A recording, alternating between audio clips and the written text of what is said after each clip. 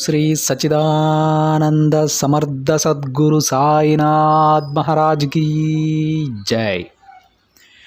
ముందుగా సాయి భక్తులందరికీ నమస్కారం అండి. వీడియో చూస్తున్న ప్రతి ఒక్కరిపైన ఆ సాయినాథుని ఆశీస్సులు ఉండాలని, బాబాగారి భక్తులందరూ ఎప్పుడూ కూడా ఆనందంగా సంతోషంగా వారి జీవితాన్ని గడపాలని మనస్ఫూర్తిగా కోరుకుంటూ ఈ వీడియోని స్టార్ట్ చేస్తున్నాను ఫ్రెండ్స్. ఈరోజు సందేశంలో బాబాగారి విధంగా చెప్తూ ఉన్నారండి.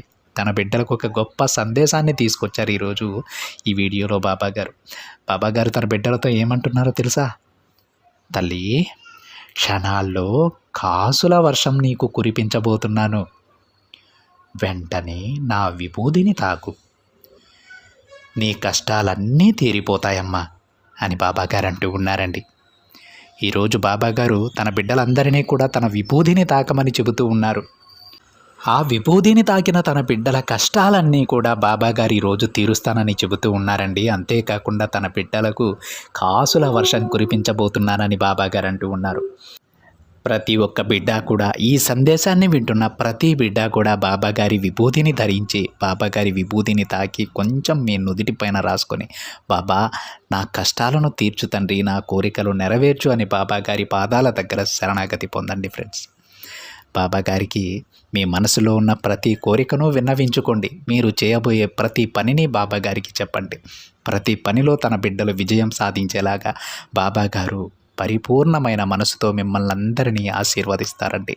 బాబాగారు తన బిడ్డలను ఎప్పుడూ కూడా ఒంటరిగా వదిలివేయరు. ప్రతి ఒక్క బిడ్డ ఆయనకి ముఖ్యమే. ఒకరి ఎక్కువ ఒకరు తక్కువ కాదండి. ప్రతి ఒక్క బిడ్డ సమానమే. ప్రతి ఒక్కరికి ఒక గొప్ప జీవితాన్ని ఆ తండ్రి ప్రసాదిస్తారు.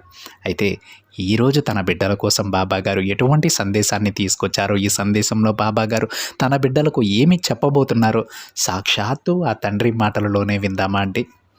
బాబాగారు ఈ విధంగా చెప్తూ ఉన్నారండి. తల్లి, జీవితం అనే గొప్ప పుస్తకంలో ఒక్కో పేజీ ఒక్కో అనుభవాన్ని నేర్పుతుంది. అందులో కొన్ని తీయనైన మధురానుభూతిని కలిగిస్తాయి, మరికొన్ని మాత్రం చెడు స్మృతులుగా మిగిలిపోతాయి. ఏది ఏమైనప్పటికీ మంచి చెడు, సుఖం దుఃఖం అన్నీ అందులో ఉంటాయమ్మా.